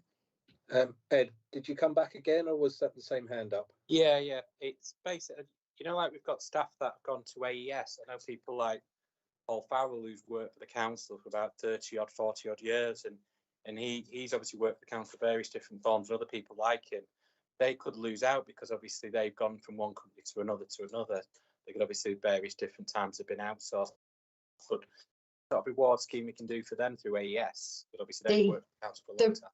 The policies for our reward scheme were passed on to the as part of the TUPE, but again, it's something they can bring up at any time because, as you know, we've got Andrew and Mark sit on the boards for those companies, so they do negotiate separately with the unions to us, but obviously the option is there for them to take anything forward. I meant more like the long service awards, because obviously we've got to recognise service wherever it comes in. So whether they're with an AES or whether they've been with the council in the past, I think we should look at rewarding it. So maybe that's something that could go back. Look at awarding through AES for people who've been here a long time. I know Dave Broadens has been here a long time as well. So it's worth looking at awarding them staff, and they're really, really helpful. And I get feedback all the time about how helpful they've been on events and other things. So if we can look at that, that'd be great. Yeah, the T's and C's were actually transferred over, so they are eligible for the long service award as it stood at the time. So, but it's something we can certainly look into. Okay, you're happy to take that as an action to have a look at that, Tanya? Yeah. Yeah. Okay, brilliant. Kath, I think you had your hand up. Yeah, I'm just wondering, is there a policy for councillors that get harassed? I did have, it's quite a few years ago now, but it was very unpleasant. I had one or two unpleasant emails, and this email address was a very strange one. It was all very strange. He did, fortunately, just stopped on his own from doing this. Well, I'm saying he, I don't know whether it's a he or a she or whatever. I just wondered if there was any sort of policy in place for councillors that get harassed. I'm not sure. I would need to check with Lyndon actually what's in place for councillors. But I think this was actually raised at the risk management group as well. So it was something that has been raised about how what councillors should be doing if they are being sort of. It has definitely been raised in the past. I think Anthony might know a bit more. Yeah, just a campaign by the LGA around advising both what to try and do to make sure you're not in those circumstances, but if you are in those circumstances, what advice and support you can get from your local council. And there is additional advice available as well, depending on which political group you're in. Most of the political groups are now providing particular advice, not locally to a certain extent, but via the national setup. Because they've all the national political groups have signed up to the LGA's campaign and are working to try and provide what support they have. Yeah, in some cases, I suspect it is an area that we'll need to come back to look at again. And if we go back in time a little while, when the council first introduced the STREX policy, be about 2002, 2003. At that point in time, it was important that members were included within that policy and the provisions within it in terms of being able to get advice and information.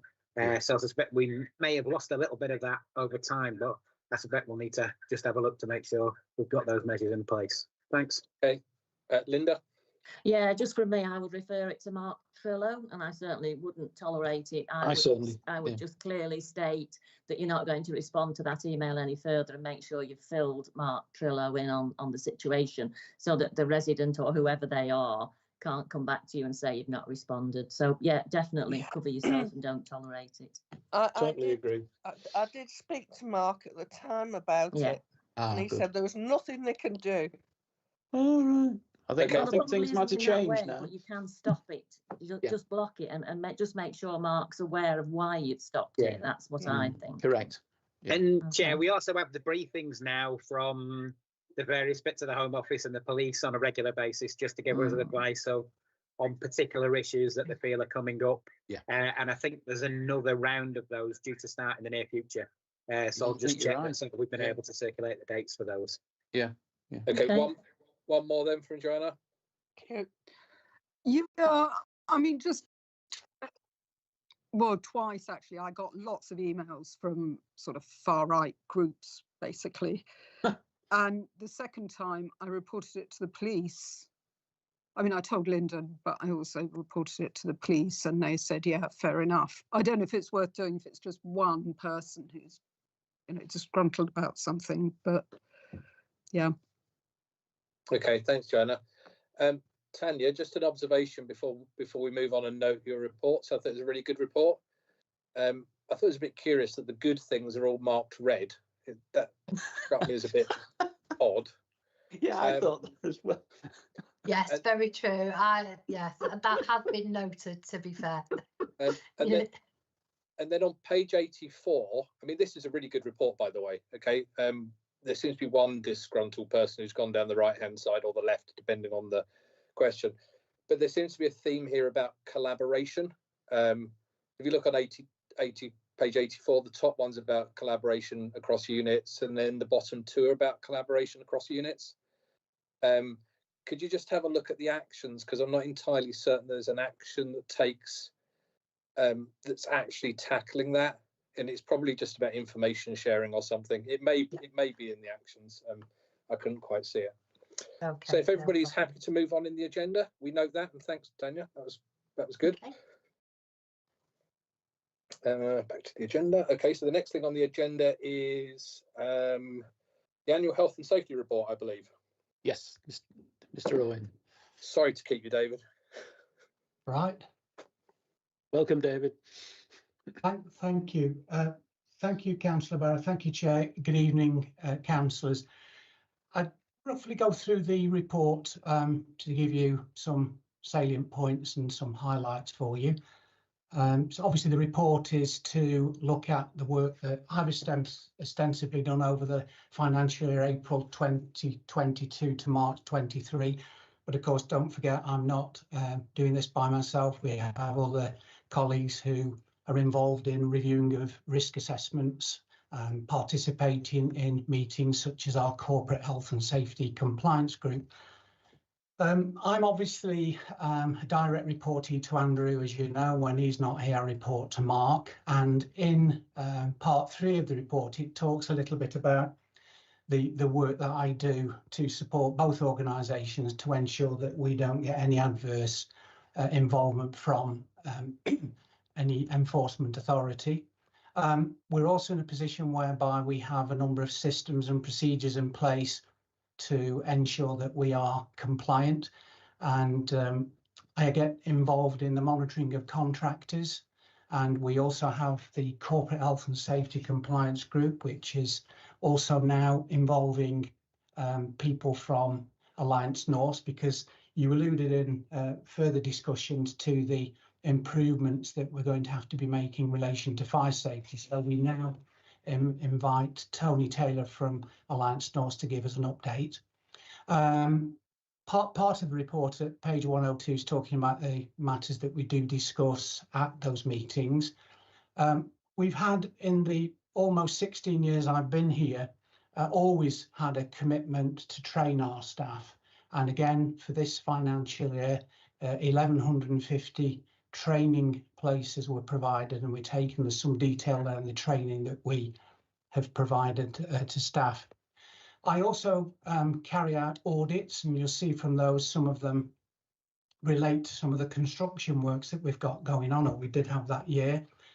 Full compliance audits of AES, our council control company, our colleagues at High Peak Theatre Trust who manage Buxton Opera House. And also I was involved in a compliance audit with Galliford Try and Derbyshire County Council, who were constructing the Fairfield Common roundabout on our behalf. And those outcomes, they're discussed at the Corporate Health and Safety Compliance Group. I instigate a programme of inspections and fire risk assessments, and you can see how many of those have been done over that period of time. And because we have an obligation under the 1972 Local Government Act, I also augment and support Rob Wilkes' team with some additional inspections of closed churchyards so that they are also a focus of ours as well. Mentioned there that we have had some incidents over the year, and a few comments I heard earlier about how we support staff, and Tanya very competently outlined our support for staff. And one of the things I'll share with you, I'm just in the process of putting the final details to a new policy we've got, violence and aggression policy. And the other comment that was made about elected members and their involvement, I did put some guidance out last year to Lyndon. So if you've not had that, please speak with Lyndon, and that closely follows the detail that Councillor Anthony McCune was mentioning, which links to that local government association information. A little bit on the accidents there. We did have 13 verbal assaults to staff, and you may, if you go into any of the buildings, you'll notice there is a statement there that says the council will not tolerate this, and we do take action against people. And we do have a secure list of people who we have taken action against, which is managed by the head of housing and by our head of customer services, and that sometimes ensures that our staff have got support and sometimes results in people being banned from our buildings. We had one lost time accident there for an employee that's left the council. It was actually, if I may say, an incident that I investigated, and the statements from the injured person and the witnesses were very, very different. He was transferred to Alliance North and left the council's employment in July 2022. We had a visit from the new Derbyshire Fire and Rescue Service safety team. I work very, very closely with them. They're based up at the fire station on Ashbourne Road in Buxton. I wanted to make sure that the rapport we'd had with them for the previous years was maintained, and we've still got a very, very good relationship with them. Section 10 of the report talks about the actions taken during 22-23. That's my work plan that I agree with Andrew. Anything that's highlighted in red was brought forward from the previous year because of issues not being able to do things because COVID. And then the additionally there, just underneath that at page 108, some additional works that have come. So you start a plan at the beginning of the year and you're going to do certain things, and by the time you're halfway through the year, you've another half a dozen things that have come to challenge you. The section 11 is the plans and targets for this year. So this is the work that I'm on with now. And then there are some section heads here that we've always included in these reports about how we're managing things like asbestos, Legionella. Both those policies are actually now overseen by the assets team. I know Martin alluded to the fact that there's some new legislation that's going to have a significant impact on us, and we're already working to try and make sure that we're adhering to this. And 91% of the flat fire door inspections that have been carried out have failed. But through negotiation with Derbyshire Fire and Rescue Service, we have got 3 years in which to do those. Originally, they came with a year to do them, but through, say, negotiation and explaining our situation, we've got a significant time now to do those in. We did have a domestic fire in one of our properties. Some of you may remember we had one on Highfields just before the housing stock came back into the council around 2013-14. This was the same gentleman that was transferred to this property, and it was just that the presence of mind, because of the previous history, a sprinkler system was installed, and that resulted in minimal fire damage, and the tenants suffered no injury at all. Radon is an issue for some of our buildings. Buxton Town Hall is the one that we closely monitor. I oversee this, and I also do monitoring of some of our corporate buildings on the High Peak side and also on the Moorland side. A little bit there about lone working, employee well-being, which Tanya touched on earlier, a little bit about mental health. And then there's my conclusion to what is my 15th health and safety report. So if any elected members have got any questions or anything, I'll be more than happy to try and answer them. Thank you, Chair. Thank you, David. Anybody have any questions? If not, oh yeah, there we go. Bob McKeown. Yeah, thank you, Chair. It's just a comment really and a compliment that I've actually seen this sprinkler system, what you put in use. On Gamesley, you had a bungalow with a particularly vulnerable tenant, and the rest of the tenants, 4 bungalows, the other 3 was quite worried that, you know, it set fire to it and it spread. But twice there was a fire, and twice the sprinkler system dealt with it quite efficiently, which put the rest of the tenants at, you know, at ease, that they knew they were safe. Thank you. Thanks, Bob. Linda?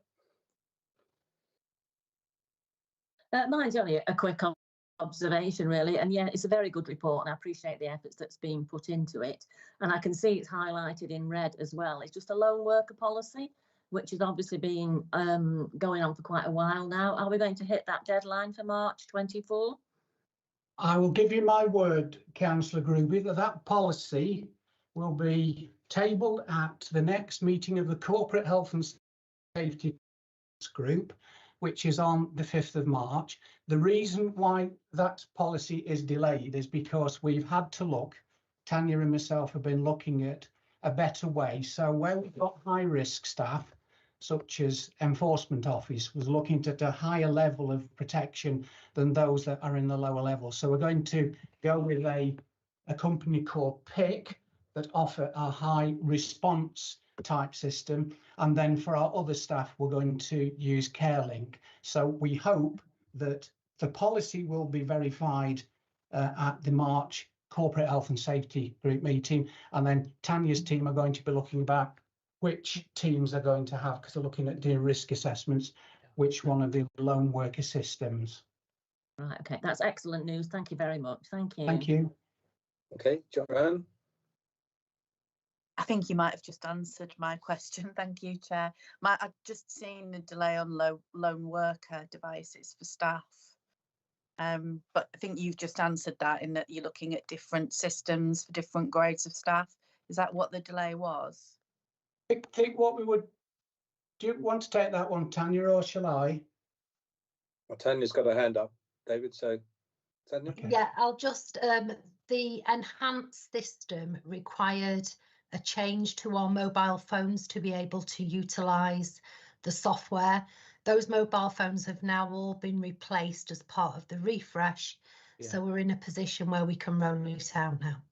Great, thank you. Okay, any more questions?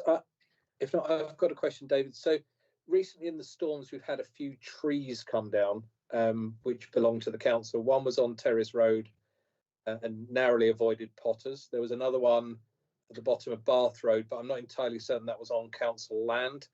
And then there was definitely one in Pavilion Gardens that ended up smashing up a bench. I know we go around and survey the trees because I've seen some for the survey reports for Burbage. Is there an issue there?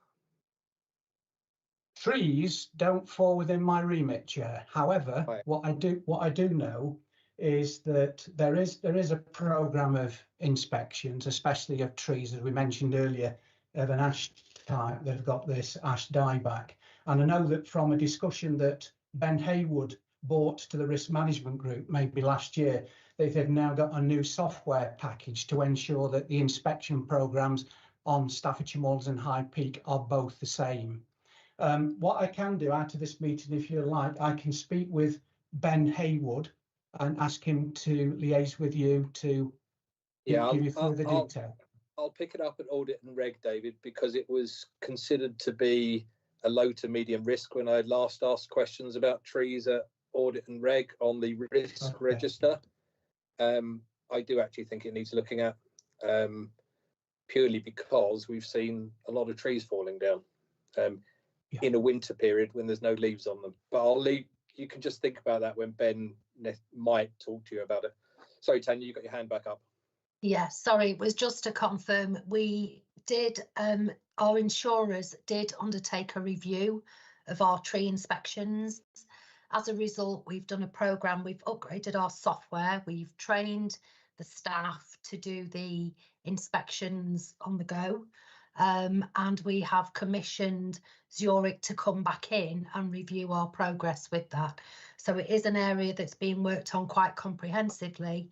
And as I say, we have just commissioned them in the last couple of months for a date to come back to reassess them all for us.